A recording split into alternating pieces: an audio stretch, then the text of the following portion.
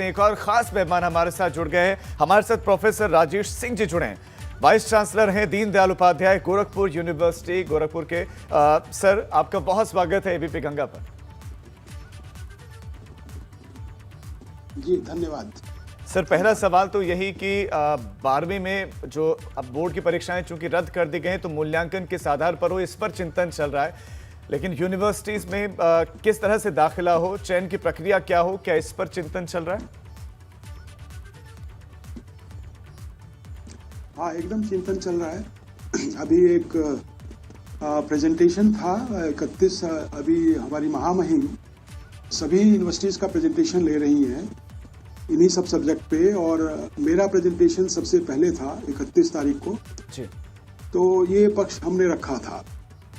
तो जो हमारी यूनिवर्सिटी की पॉलिसी है, हमने ऑलरेडी उसका एडमिशन नोटिस दिया हुआ है और 30 जून तक, हम 31 मई को स्टार्ट करके 30 जून तक एप्लीकेशन इनवाइट कर रहे हैं।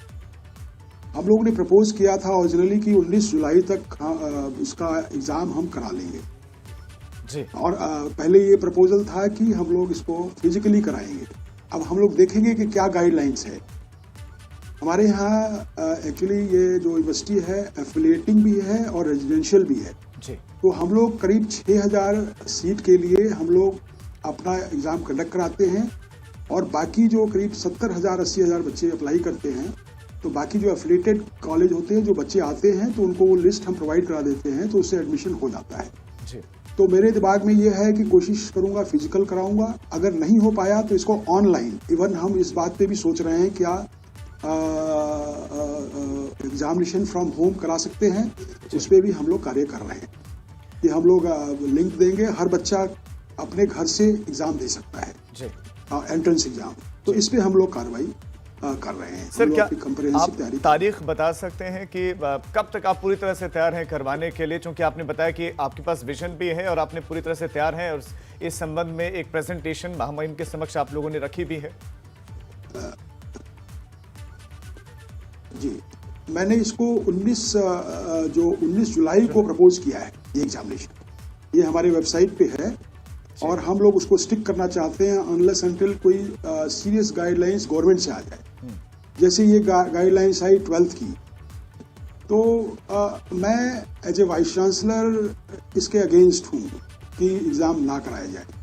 मैंने इस चीज़ की चर्चा महामहिम से भी की थी कि चूँकि ये जो मेरा ऐसा मानना है कि जो सबसे ज़्यादा सफरर है इस कोरोना के कारण, जो कुछ चीज़ें एक्सपोज हुई हैं हमारी, वो एजुकेशन हुआ है, हेल्थ हुआ है, फाइनेंस तो हमारा कमज़ोर हुआ ही है जी। तो ये जो वीकनेसेस भी इस कोरोना ने एक्सपोज किया है, तो ज़रूरत है हर यूनिवर्सिटी को तैयारी करने की और इन वीकनेसेस को कंप्लीट करने की। सर, क्या आप मान रहे हैं कि बोर्ड की परीक्षाएं रद्द करना सही निर्णय नहीं था? सब ऑनलाइन जी। मैं ऐसा नहीं कहता हूँ इस तरह, लेकिन मेरा मानना ये है कि एक मैकेनिज्म परीक्षाओं को टाल देना एक ये शो करता है कि हमारी एजुकेशन में प्रिपेयर्डनेस कम है, ऐसा गवर्नमेंट मानती है। Otherwise through out the world कहीं परीक्षाएं ऐसे नहीं टाली जा रही हैं। सारी यूनिवर्सिटी ऑनलाइन हो गई है। हम लोग कह रहे हैं ऑनलाइन हम पढ़ा रहे हैं, लेकिन मैं इस चीज़ को एडमिट करना चाहता हूँ कि जो ऑनलाइन का एक कॉम्प्रिहेंसिव प्लेटफॉर्म हर यूनिवर्सिटी में होना चाहिए। जैसी गोरखपुर यूनिवर्सिटी भी बहुत 70 साल पुरानी यूनिवर्सिटी है, आगरा यूनिवर्सिटी, ये सब वो अभी है नहीं। हम लोग ले रहे हैं क्लासेस, लेकिन वो इतनी ऑर्गेनाइज नहीं है जो ऑनलाइन एजुकेशन के लिए होनी चाहिए। तो ये ज़रूरत है, ये सीख लेने की ज़रूरत है। क्या हम एकदम प्रिपेयर्ड हैं ऑनलाइन एजुकेशन के लिए? क्या हम प्रिपेयर्ड हैं ओपन बुक सिस्टम एग्जामिनेशन के लिए? क्या हम प्रिपेयर्ड हैं? मैंने एक और स्टार्ट किया है ऑनलाइन इवैल्यूएशन सिस्टम, कि कैसे मैंने हमारे जो पीजी और एमबीबीएस और इसके कुछ सेलेक्टेड उसमें करीब 40,000 कापियाँ मैंने ऑनलाइन सारी स्कैन करवा के अपने सर्वर पे डाल दी है। हमने टीचरों को दे रहा हूँ कि उनको आने की जरूरत नहीं पड़े। एक तो हमारा टीएडीए बचेगा और वो घर से चेक कर सकते हैं जी। तो उसमें अभी टीचर्स का सपोर्ट नहीं मिल रहा है। ठीक। और इससे बहुत बड़ा टीएडीए बचा के साथ साथ वो आराम से वो अभी चेक नहीं कर पा रहे हैं। तो ये सब नई व्यवस्थाओं की सोचने की जरूरत है और ये कोरोना ने ये अपॉर्चुनिटी हमें दी है। सर आपने एक और तर्क गवर्नमेंट को रखा भी अभी और वो अकाट्य सपोर्ट तर्क करना है जो चाहिए आपने ऐसे बात सिस्टम कही कि का। पढ़ाई वाकई ऑनलाइन हो सकती है तो एग्जाम भी हो सकते हैं। बहरहाल आप प्रमोट होकर चूंकि स्टूडेंट्स आएंगे तो सर क्राइटेरिया क्या होगा? क्या एंट्रेंस एग्जाम देना होगा स्टूडेंट्स को आपकी यूनिवर्सिटी में दाखिले के लिए, या मेरिट के आधार पर होगा एंट्रेंस जो प्रवेश होगा? जो अभी हमने डिसीजन लिया है अपने एडमिशन कमेटी में जी कि जो ये तो हम जो यूनिवर्सिटी का जो एंट्रेंस है हम लोग एग्जामिनेशन से कराएंगे जी और बाकी का जो एफिलेटिंग कॉलेजेस हैं उनका मेरिट से कराएंगे। तो ये हम लोग करीब 8-10 हमारे यूनिवर्सिटी में भी करीब 20,000 छात्र हैं और इसमें करीब 7,000 छात्र हम हर साल लेते हैं। तो हम एग्जामिनेशन से कराएंगे एंट्रेंस टेस्ट से, 12th का है नहीं।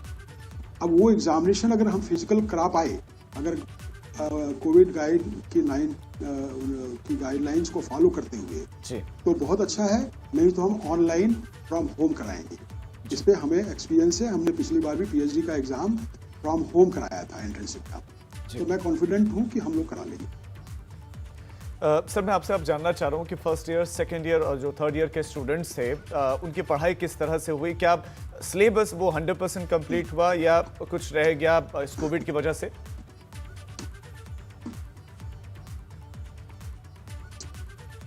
देखिए, let me commit it, let me accept it. हम कह तो रहे हैं ऑनलाइन एजुकेशन हो रहा है जी, लेकिन जैसे